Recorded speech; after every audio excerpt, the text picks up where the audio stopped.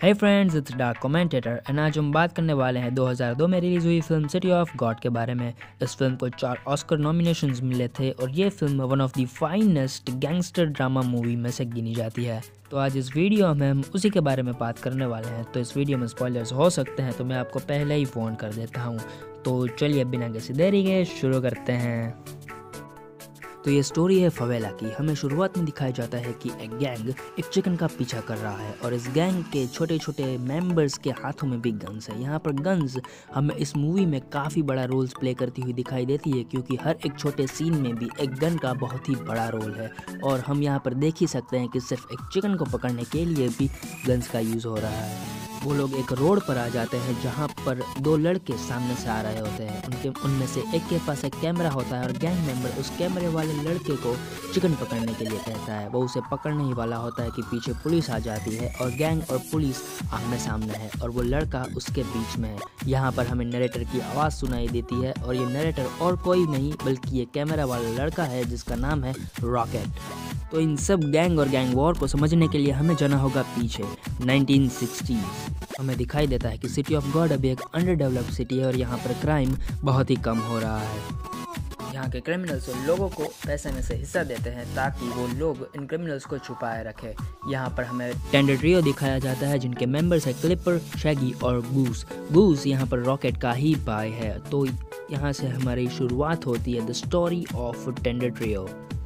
वो लोग एक गैस ट्रक को लूटते हैं और लूटे हुए पैसे को लोगों में बांट देते हैं। यहाँ पर हमें उनकी काइंडनेस दिखाई जाती है, क्योंकि ये लोग सिर्फ पावर के लिए नहीं कर रहे, they are a kind of amateurs जो कि सिर्फ अपने शौक के लिए ये सब चीज़ें कर रहे हैं। उसके बाद वो तीनों एक मोटेल को लूटने का प्लान बनाते हैं। मोटेल को लूटने के टाइम पर वो किसी को भी नहीं मारेंगे, ये डिसाइड करके वो मोटेल में जाते हैं।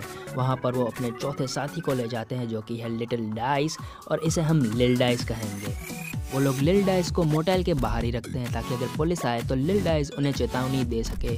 लिल डाइस यही करता है, लेकिन वो रियली में इन तीनों को भटका रहा था। दरअसल वहाँ पर कोई पुलिस नहीं आई है और वो तीनों वहाँ पर मोटेल से एक कार चुरा कर भाग जाते हैं। हमें बाद में पता चलता है कि मोटेल में काफ़ी सारे लोगों की जान जा चुकी है और वो तीनों सिटी में आते हैं। सिटी में आते ही वो गलती से शॉर्टी के बार को अपनी कार से टक्कर मार देते हैं। बार को नुकसान होता है और वो तीनों जंगल में भाग जाते हैं। यहाँ पर क्लिपर और गूस जंगल में जाते हैं, वही शैगी बर्निस के घर जाता है। क्लिपर और गूस पूरी रात पेड़ पर चढ़े रहते हैं ताकि पुलिस उन्हें ना ढूंढ पाए। सुबह होते ही क्लिपर वहाँ से चला जाता है और वो ये सब काम छोड़कर अब चर्च की तरफ जाता है।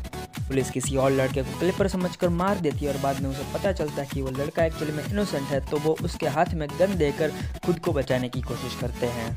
यहाँ पर हमें पुलिस का करप्शन दिखाया जाता है। इस बात को 3 महीने बीत चुके हैं और बर्निस और शैगी अब एक दूसरे को डेट कर रहे हैं। वो दोनों एक दूसरे से प्यार करते हैं और ये सब छोड़कर यहाँ से जाना चाहते हैं। वही गूस अपने पिता के साथ फिश बेचने का काम करता है। यहाँ पर वो बार वाले शॉर्टी की बीवी से प्यार करता है और शॉर्टी इन दोनों को साथ में पकड़ लेता है। शॉर्टी अपनी ही पत्नी को मार देता है और गूस वहाँ से भाग जाता है। रास्ते में उसे लिल डाइस मिलता है और लिल डाइस के पास से पैसे लेकर गूस वहाँ से चला जाता है। शैगी और बर्निस भागने की कोशिश करते हैं, लेकिन पुलिस वाले उसे देख लेते हैं, तो पुलिस वाले शैगी को वहीं मार देते हैं। यहाँ पर स्टोरी ख़त्म होती है और अब 70s का टाइम शुरू होता है।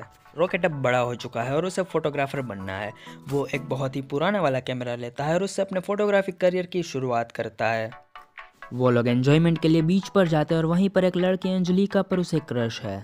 रॉकेट को जब भी ड्रग्स चाहिए होते हैं वो अपने क्लासमेट कम दोस्त ब्लैकी के पास जाता है। ब्लैकी एक अपार्टमेंट में ये ड्रग्स बेचता है, जो अपार्टमेंट दरअसल उसका है नहीं और उसका रहने भी नहीं वाला। वहीं उस अपार्टमेंट में लिटिल डाइस आ जाता है और यहाँ से शुरू होती है द स्टोरी ऑफ अपार्टमेंट। दरअसल पहले इस अपार्टमेंट में डोना जालिया ड्रग्स बेचती थी और उसके हस्बैंड की मौत के बाद यहाँ पर बिग बॉय आ गया। बिग बॉय का सबसे खास आदमी था कैरेट, और कैरेट ने एक बार अपने दोस्त को उसकी मदद करने के लिए उसे ड्रग्स दिए थे, लेकिन उसका दोस्त उसे पैसे वापस नहीं कर पाया, तो बिग बॉय के कहने पर कैरेट को ज़बरदस्ती अपने दोस्त को मारना पड़ा। इस इंसिडेंट के बाद कैरेट बिग बॉय को मारना चाहता था, लेकिन पुलिस बिग बॉय को उठाकर ले गई क्योंकि बिग बॉय पैसे नहीं दे पाया। उसके बाद सारी चीज़ें जो कि बिग बॉय की थी वो कैरेट ने ले ली, सिवाय उस अपार्टमेंट के, और उस अपार्टमेंट को दे दिया अपने खास आदमी ब्लैकी को। अपार्टमेंट में लिल डाइस आ जाता है जिसने अपना नाम बदल कर रख लिया है लिल्जी। हमें यहाँ पर पता चलता है कि पास्ट में मोटेल वाली चोरी में जब मोटेल के लोगों का खून हुआ था, वो खून एक्चुअली में लिल डाइस ने किया था और गूस लिल डाइस के पास से पैसे लेकर जब भाग रहा था तब मौका देखकर लिल डाइस ने ही गूस को भी गोली मारी थी। अपने भाई का बदला लेने के लिए रॉकेट सोचता तो है लेकिन फिर वो सोच दबा देता है।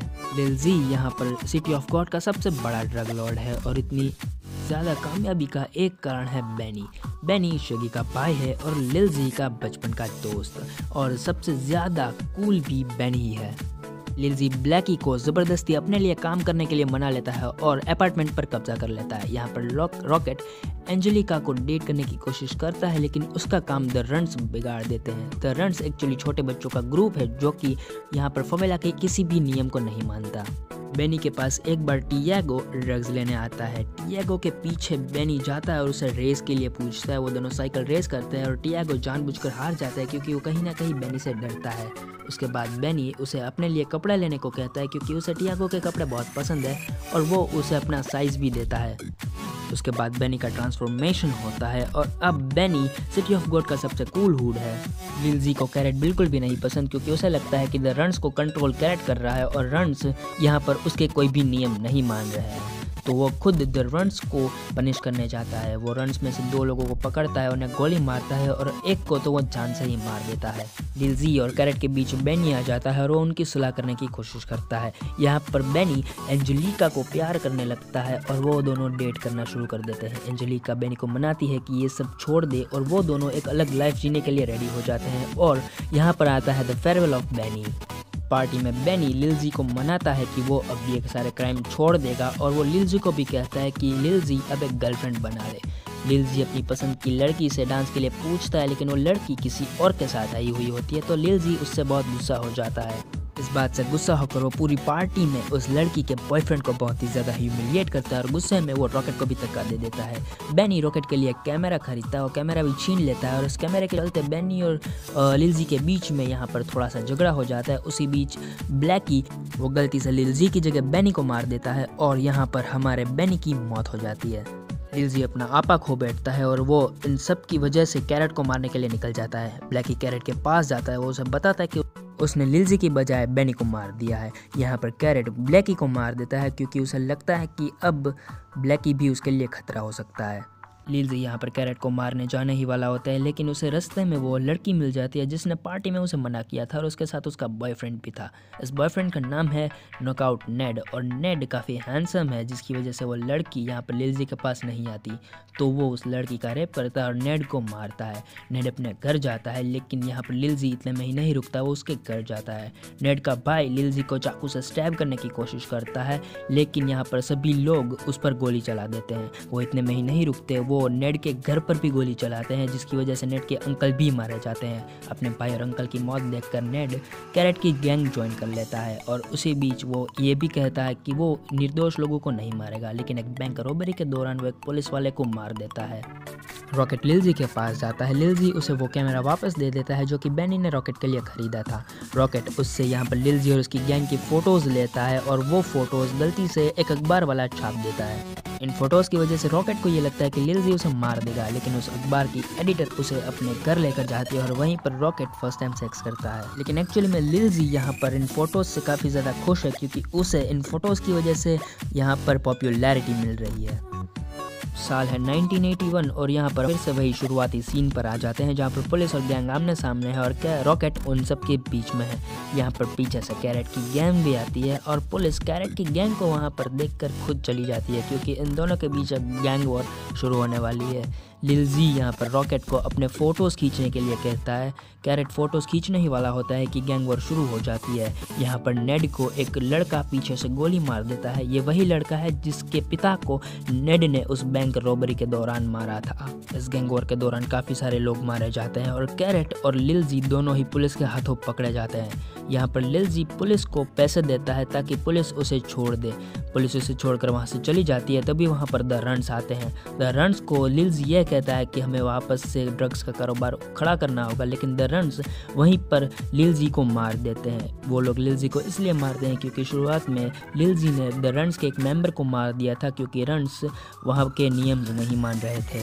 तो इन सब का बदला लेते हुए उन लोगों ने लिल जी को मार दिया और अब सिटी ऑफ गॉड में द रंस राज करेंगे। रॉकेट फ़ोटोज़ लेता है। रॉकेट के पास 2 फ़ोटोज़ होती है, एक तो लिल्जी की मौत की फ़ोटो और दूसरी होती है लिल्जी और पुलिस के बीच की वो रिश्वत वाली फ़ोटोज़। वो रिश्वत वाली फ़ोटोज़ पब्लिश करके खुद फेमस हो सकता है या फिर लिल्जी की मौत की फ़ोटोज़ पब्लिश करके उसे इंटर्नशिप वापस मिल सकती है। यहाँ पर वो लिल्जी की मौत की फ़ोटो पब्लिश करता है क्योंकि कहीं ना कहीं वो पुलिस से भी डर रहा होता है। उसे अपनी इंटर्नशिप मिल जाती है और द रन्स को हमें दिखाया जाता है जो कि यहाँ पर सिटी ऑफ गॉड्स में अब ब्लैक लिस्ट बना रहा है कि उन्हें किन किन लोगों को मारना है। मूवी यहीं पर ख़त्म हो जाती है। वैसे ये फिल्म पोर्टुगीज़ लैंग्वेज में है तो आप इसे सबटाइटल्स के साथ देख सकते हैं। उम्मीद करता हूँ कि आपको ये वीडियो पसंद आई होगी। अगर पसंद आई है तो please like share and channel को सब्सक्राइब किए बगैर मत जाना। मिलते हैं आपसे अगले वीडियो में, तब तक के लिए गुड बाय।